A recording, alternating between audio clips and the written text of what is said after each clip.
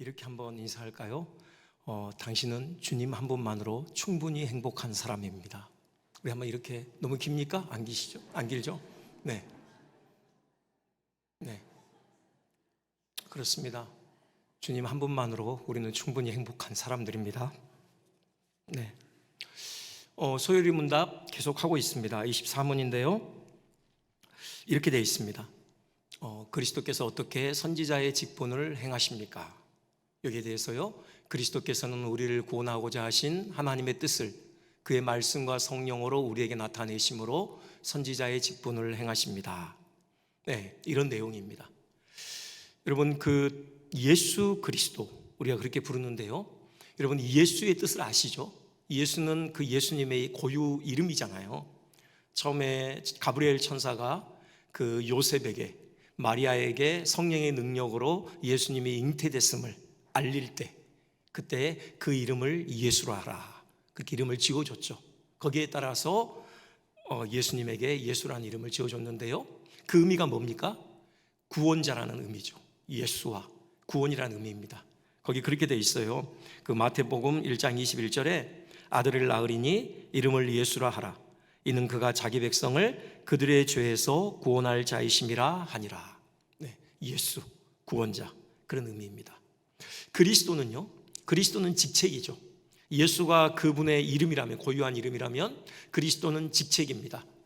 헬라어 크리스토스의 우리말의 음독이겠죠. 원래는 크리스토스죠. 그 의미는 기름 부음 받은 자라는 의미입니다. 하나님께서 특별히 기름 부음 받아 세운 사람들이 있죠.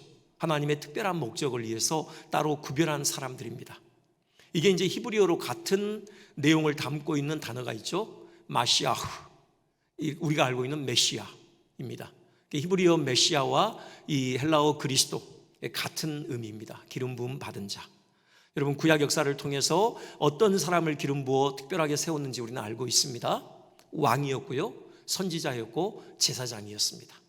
그런데 예수님께서 바로 이 그리스도의 이 직분을 받으셨죠. 여러분, 세례 때 성령으로 기름 부음을 받으셨잖아요. 그래서 참 그리스도가 되셨죠.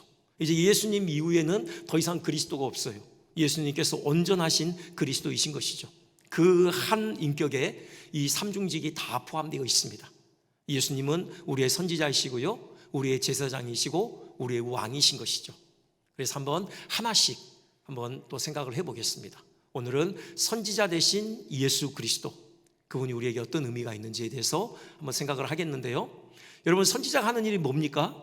하나님의 말씀을 대언하는 일이잖아요. 하나님이 누구신지, 하나님의 선하신 뜻이 무엇인지를 우리에게 밝히 드러내는 그 역할을 하는 사람이 선지자죠. 예수님께서 그 일을 하셨다라는 것입니다. 먼저 살펴볼 것은요, 어떻게 하셨는가? 그 말씀과 행적을 통해서 하나님을 충만히 계시하셨다라는 거죠. 예수님께서 가장 탁월한 선지자이신 것은 너무도 당연한 사실입니다. 왜냐하면요, 예수님께서 그 자신이 하나님이시기 때문이죠. 하나님께서 친히 우리와 같은 인간이 되어 이 땅에 오신 것입니다. 즉, 보이지 않는 하나님을 우리 눈에 보이는 형태로 나타내신 것이죠. 이것이 사도 요한의 핵심 증언이에요. 요한복음 1장 18절 이렇게 진술하고 있죠. 본래 하나님을 본 사람이 없으되 아버지 품속에 있는 독생하신 하나님이 나타내셨느니라. 요한은 이걸 깨달았던 거예요. 그래서 하나님, 눈에 보이지 않는 하나님을 예수님께서 성육신 하심으로 그 인격을 통해서 하나님을 보이는 형태로 드러내셨다라는 거죠. 예수님께서도 이 진술을 반복하신 적이 있습니다. 빌립이 묻잖아요. 요청하죠. 예수님, 선생님, 우리에게 아버지 하나님을 보여주십시오. 그러면 우리가 만족하겠습니다. 그때 예수님의 답변이 의외였죠. 요한복음 14장 9절이요. 빌립아, 내가 이렇게 오래 너희와 함께 있으되 내가 나를 알지 못하느냐? 나를 본 자는 아버지를 보았거늘 어찌하여 아버지를 보이라 하느냐. 그렇죠. 예수님께서 분명하게 말씀하셔요. 예수님, 당신을 배운 것은 곧 하나님 아버지를 배운 것이다.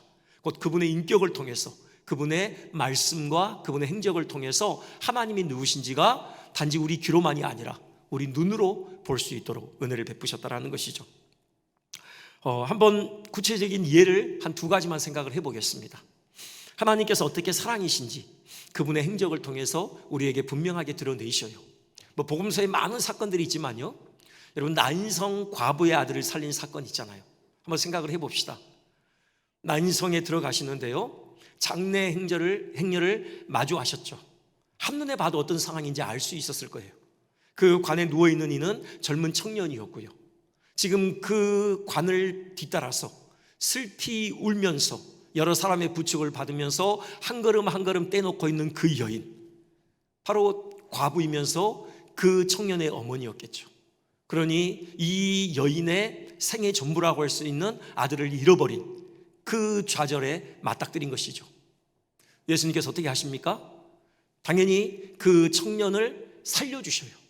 그래가지고 그 과부에게 그 청년을 안겨주시죠. 이런 사건의 귀결인데요, 여기서 주목해보고 싶은 것은 그 동기요. 여기에 그런 대목이 나와요.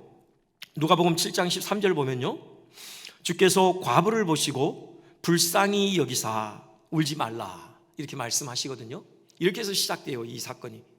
그러니까 그 과부를 보시고 불쌍히 여기셨다라는 거죠. 이게 이제 스플랑크 니조마이라는 그런 단어인데요, 이 단어 안에 담겨있는 뜻은 내장, 창자, 이런 뜻이 있어요.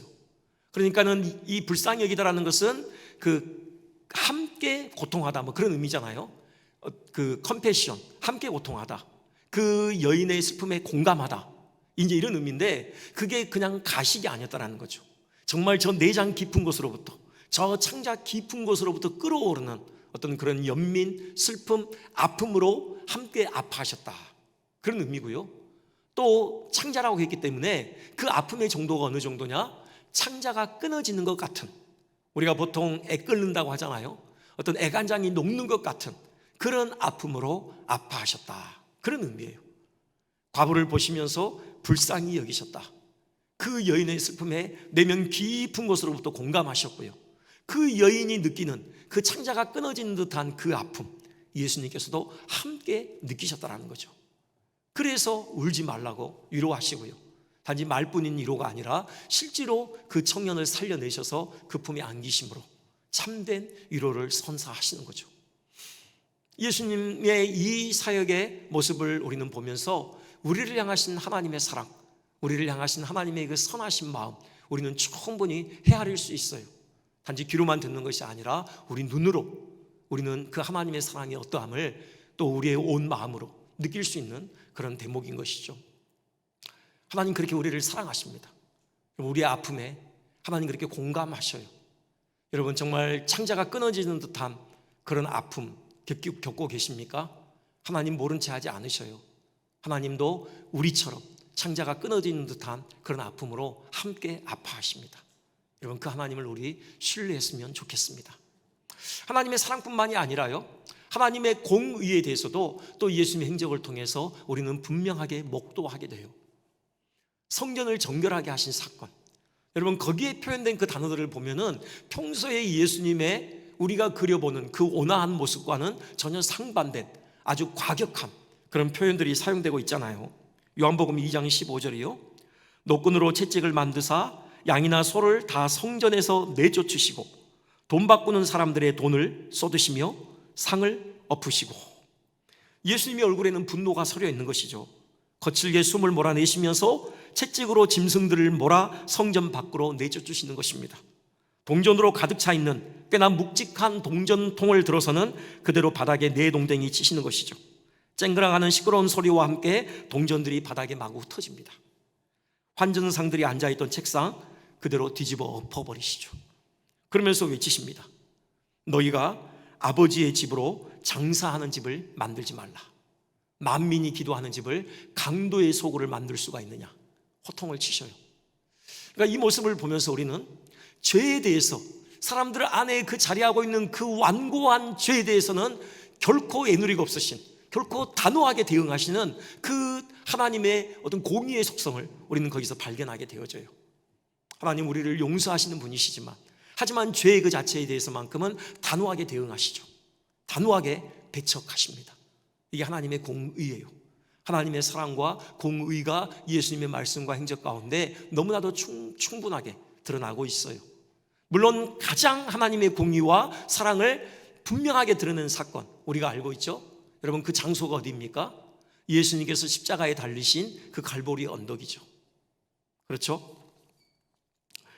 예수님께서 십자가에 달리심으로 죄에 대해서는 한치의 애누리도 없이 단호하게 심판하시는 하나님의 공의가 더없이 분명하게 나타났습니다. 그와 동시에 하나님의 아들에게 대신 그 죄값을 치르게 하심으로 우리를 죄와 사망으로부터 건져내시고 생명을 안기시는 하나님의 사랑을 우리는 도무지 의심할 수 없게 확인하게 되는 것이죠. 이런 식으로 예수님은 보이지 않는 하나님을 우리에게 보여주시는 분이십니다. 그냥 말로만 들어서는 다 알 수 없는 그 하나님의 하나님 되심을 우리의 두 눈 앞에 직접 펼쳐 보이시는 것이죠. 물론 지금 예수님은 하나님 보좌 우편에 오르셨습니다.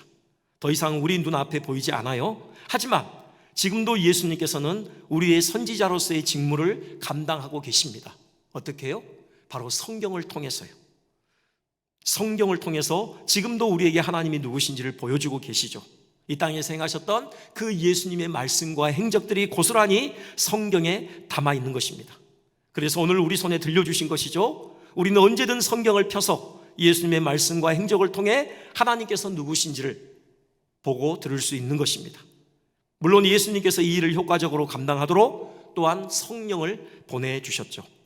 기록된 말씀과 더불어 성령께서 우리에게 빛을 비추심으로 우리는 예수 그리스도에 있는 그 하나님의 영광을 아는 빛이 우리 가운데 비춰지게 된 것입니다. 그게 고린도후서 4장 6절이에요.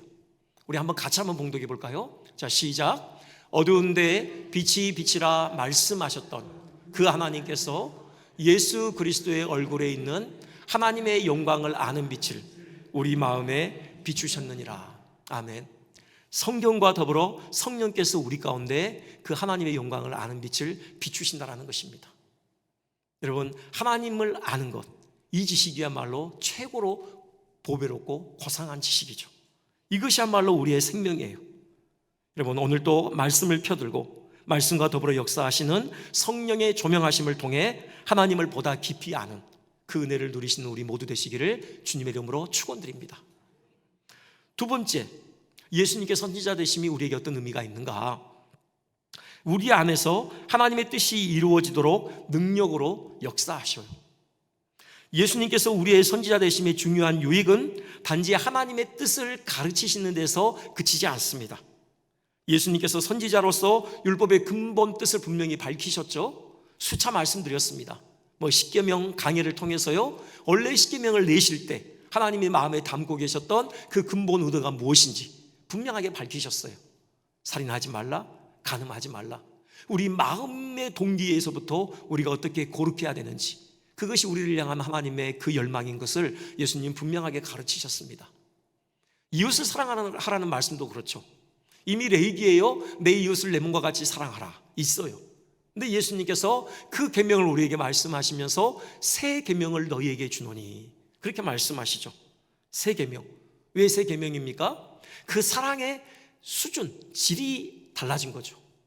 예수님께서 우리를 위해서 생명을 내어주셨듯이 이제 우리가 이웃을 사랑할 때 우리의 생명까지라도 바칠 수 있는 그 정도의 수준으로 우리가 이웃을 사랑해야 된다.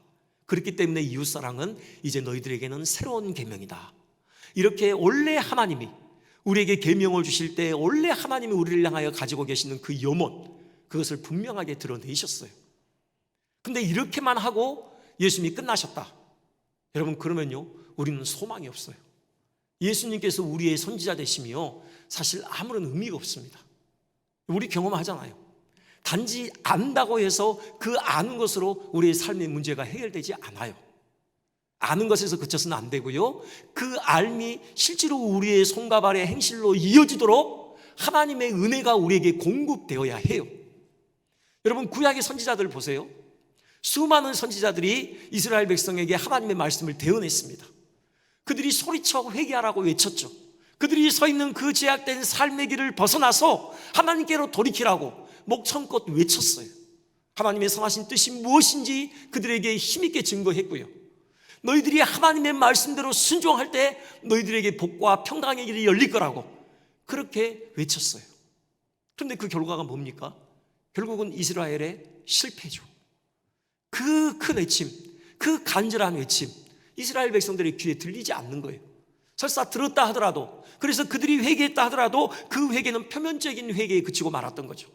4명 비수한 곳을 뒤집는 그런 회개까지 이루지 못했어요. 그래서 결국은 이스라엘이 망하고 말았잖아요. 예수님께서도 그런 선지자 중에 한 분이셨다, 좀 더 분명하게 말씀을 드러내시는 것으로 그치셨다, 그럼 우리에게 소망이 없어요. 여전히 우리는 그 말씀 붙들고 씨름하다가 우리는 멸망에 처하고 마는 것입니다. 근데 예수님께서는 그 정도에서 그치지 않으셔요. 우리로 하여금 그분이 증거하신 그 하나님의 말씀이 우리 안에서 실제로 성취되도록 우리 안에서 역사하시는 것입니다. 이게 예수님의 선지자로서의 탁월한 점이에요. 우리에게 하나님의 뜻을 더욱 선명히 드러내 주셨을 뿐만 아니라 더 중요한 것은 그렇게 살 수 있도록 우리를 친히 이끌어 가신다라는 것입니다. 여러분, 이런 비유가 가능할 것 같아요. 지금 사지가 마비된 사람이 있다고 해요. 근데 그가 물에 빠졌어요. 지금 거의 익사 직전이라고요. 근데 열심히 누군가 와서 수영에 대해서 강론을 하는 겁니다. 이보게, 지금 거기서 살아나오려면은 수영을 해야 되는데, 수영을 하려면은 팔은 이렇게 저어야 하고, 호흡은 음파 있잖아, 음파 잘해야 되고, 또 발은 이렇게 동동동동 해야 돼.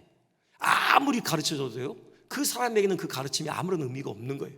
결국은 물에 빠져 죽고 마는 것입니다. 그 사람에게는 수영하는 법을 가르침과 동시에 실제로 수영을 할 수 있도록 마비된 사지를 회복시켜 줘야 돼요. 움직일 수 있도록 그의 사지를 회복시켜 주면서 수영을 가르쳐 줄 때 비로소 그가 수영을 통해서 물에서 빠져나올 수 있는 거죠. 아니, 함께 수영을 해줘야 한다고요. 이게 예수님께서 우리에게 하신 일이에요. 하나님의 뜻만 가르쳐 준 것이 아니라 그 뜻을 우리가 이룰 수 있도록 죽어있는 우리 영혼을 살려주신 것이에요. 사지가 마비되어 있는 우리의 이 영혼의 사지를 다시 소생시켜 주신 것이라고요. 예수님께서 십자가에서 피 흘리심으로 우리의 모든 죄를 다 제거하셨잖아요. 하나님과 우리 사이를 막고 있던 죄의 장벽을 무너뜨리셨습니다. 하나님과 다시 화목하게 되어졌어요.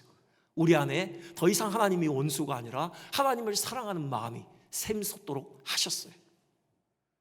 주님께서 우리와 생명의 나 가운데 있게 하심으로 주님이 십자가에서 죽으실 때 우리의 옛사람도 함께 죽게 만드셨어요. 주님이 부활하실 때 우리의 새 사람이 함께 살아나게 하신 것입니다. 그래서 이제 하나님의 말씀에 순종하고자 하는 거룩한 의지가 생겨나고요, 또 성령께서 우리 안에 오셔서 실제로 우리를 도우셔서 그 말씀이 우리 안에 실제가 되도록 역사하시는 이런 일을 하신 거예요. 이게 예수님의 선지자 되심의 가장 중요한 의미 같아요. 우리로 하여금 그 밝히신 하나님의 뜻에 순종하는 삶이 가능하도록 우리 안에서 역사에 가신다는 거죠. 그 독일의 종교학자 요하임 바흐라고 있는데요, 그가 이제 비교 종교학을 연구했는데 그 종교 체험 있잖아요. 종교 체험의 근본적인 요소 4가지를 이렇게 정리했습니다. 하나는 궁극성이죠. 궁극성. 그러니까 우리가 종교 체험을 통해서 만나는 대상은 단지 우리 그냥 사람이 아닙니다. 나와 똑같은 피조물의 수준의 사람을 만나는 걸 종교 체험이라고 하지 않아요. 종교 체험은요, 피조물인 나와가는 전적으로 수준이 다른 창조주 하나님, 그 영원하신 실제, 그분을 만나는 체험이죠. 궁극적인 실제를 만나는 체험이에요. 이게 바로 종교 체험이죠. 그러면 어떻게 되느냐? 그 다음에는 전체성이에요. 그렇게 궁극적인 실제이신 창조주 하나님을 만나게 되면, 그러면요, 그것이 우리에게 미치는 영향은 어느 한 부분이 아니에요. 우리 머리로 하나님이 누구신지 이해하는 정도가 아니고요, 그냥 한순간 우리의 감정이 격해지는 어떤 우리 정서만을 다루는 것도 아니에요. 우리의 전 인격 전반에 영향을 미치는 거예요. 우리 삶 전반에 하나님과의 그 궁극적인 만남의 체험이 영향을 미친다, 그렇게 밝혔어요. 그리고 나서 그 체험의 또 하나의 특성은 강렬함이에요. 강렬하다는 거예요. 여러분, 그럴 수밖에 없죠. 연인만 만나도요, 여러분, 우리 마음에 막 그 불이 일어나잖아요.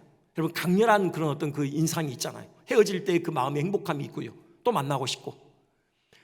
창조주 하나님, 우리의 궁극적인 우리의 어떤 그 영원한, 우리에게 생명을 주신 그 영원한 하나님, 그분을 만날 때는요, 여러분, 그 강렬함은 세상의 어느 곳과도 비교할 수 없는 강렬함이 있다는 거예요. 그리고 마지막으로요, 이런 경험들은 결국 어디로 흐르게 되느냐? 행함으로 나타나게 돼 있어요.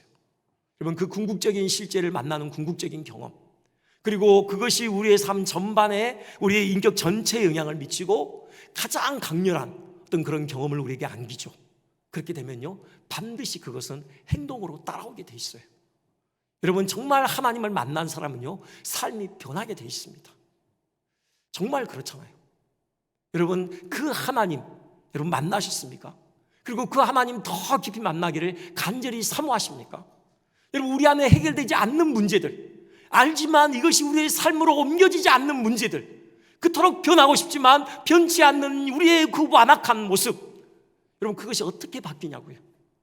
참 선지자 되신 그 예수 그리스도를 만날 때요, 그 예수 그리스도의 얼굴에 비친 하나님의 영광을 아는 빛이 우리의 심령 가운데 비칠 때, 그때 우리 영혼이 변하는 거예요. 여러분, 그 강렬한 체험을 통해서 우리의 삶이 변할 수밖에 없는 것이죠. 예수님께서 우리에게 안겨주시는 은혜가 이겁니다.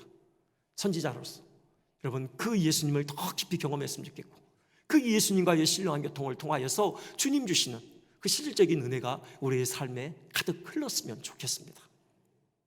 그럴 때 이제 우리에게 따라오는 사명이 있죠. 그건요, 하나님의 말씀을 대언하는 선지자적인 삶을 살아가는 것입니다. 우리는 세상에 하나님의 말씀을 대언하는 선지자적인 삶을 살아야 합니다. 우리는 지금 그야말로 정보의 홍수 가운데 살고 있어요. 지식이 넘치죠. 언젠가도 말씀드렸는데요, 그 버크민스터 풀러라는 미래학자가 이 인류의 지식 총량이 2배로 이르는 시점에 대해서 연구를 했어요. 1980년대까지는 인류의 지식의 총량이 2배에 이르는 시점이 100년이었대요. 걸리는 기간이. 근데 90년대에 이르러서는요, 이게 25년으로 단축됐어요. 그리고 요즘에 와서는요, 3년으로 단축됐대요. 죄송합니다. 1년으로요. 1년 만에 인류의 지식의 총량이 2배로 늘어나는 거예요. 그리고 2030년이 되면은 단 3일 걸린대요. 어마어마하죠. 그냥 한 개인으로서는 도무지 따라잡을 수 없는 어떤 그런 정보의 홍수 속에 우리는 살아가고 있어요. 그런데 문제는 뭐냐?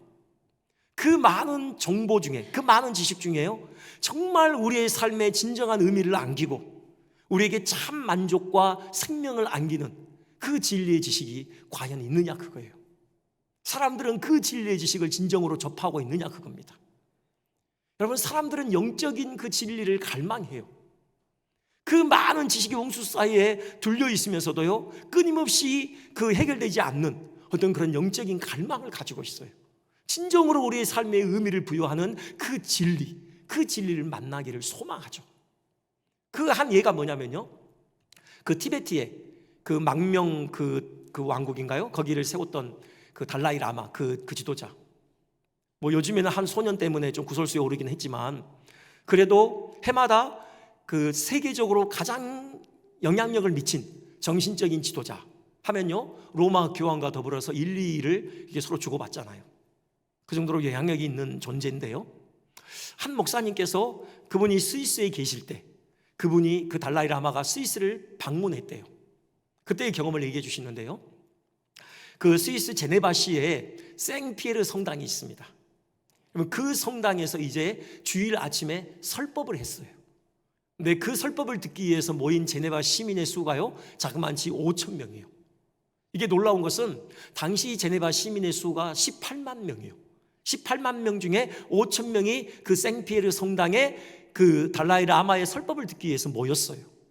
그 건물이 수용할 수 있는 인원은 2천 명이 한계예요. 3천 명은 건물 밖에서 스피커를 통해서 그 설법을 들었다고 해요. 평소에 그 생피에르 성당에 주일 예배를 드리기 위해서 몇 명이 모이느냐? 100명이 모인대요. 그냥 엄청난 거죠.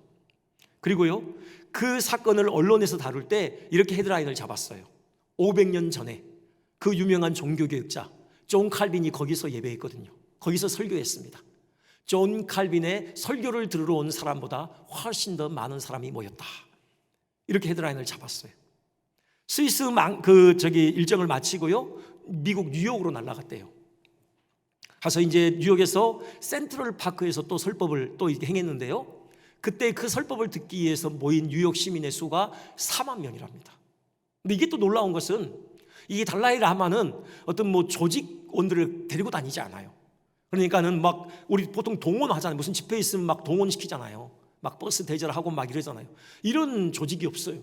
동원된 그런 인원이 아니라 순수 자발적으로 모인 사람들이 4만 명이었어요. 이것이 의미하는 바가 뭐예요? 그 많은 지식의 홍수, 인터넷에 얼마나 많은 지식들이 있어요. 그런데도 그 달라이 라마의 설법을 듣기 위해서 그 자리에 온 거예요. 그것도 서구인들이에요. 영적인 진리에 대한 갈망이 있는 거죠. 근데 문제는 뭐냐? 달라이 라마의 그 설법의 핵심 메시지가 뭐냐? 이거였습니다. There is no external creator. Only one creator is your internal mind. 이 세상에 어떤 외적인 창조주는 존재하지 않는다. 창조주가 있다면 바로 당신 안에 있는 당신의 마음이다. 여러분 아멘 하시면 안 돼요. 네. 심각한 거죠, 사실. 그가 그 서구인들을 향해서 내놓은 그 설법의 핵심 메시지가 이거예요. 외부의 창조자는 없다라는 겁니다. 당신 마음이 신이라는 거예요. 당신이고 신이라는 거예요. 이 얘기 듣기 위해서 사람들이 모였던 것입니다. 요즘의 시대를 반영하는 거죠. 이게 사실 우리 인류가 첫 타락에 빠지게 된 그 핵심 죄의 원인이잖아요. 신이 되고 싶은 것, 하나님을 제치고 내가 그 하나님 자리에 오르고 싶었던 어떤 그 열망이 인류로 하여금 이 비극에 빠지게 만들었잖아요. 여전히 지금도 그런 메시지가 울려 퍼지고 있고 사람들은 그 메시지에 반영하고 있어요. 이런 시대를 우리가 지금 살고 있습니다. 뭐 뉴에이지니 뭐 인도의 명상이니 뭐 이런 것들이 다 같은 무리의 메시지를 담고 있잖아요.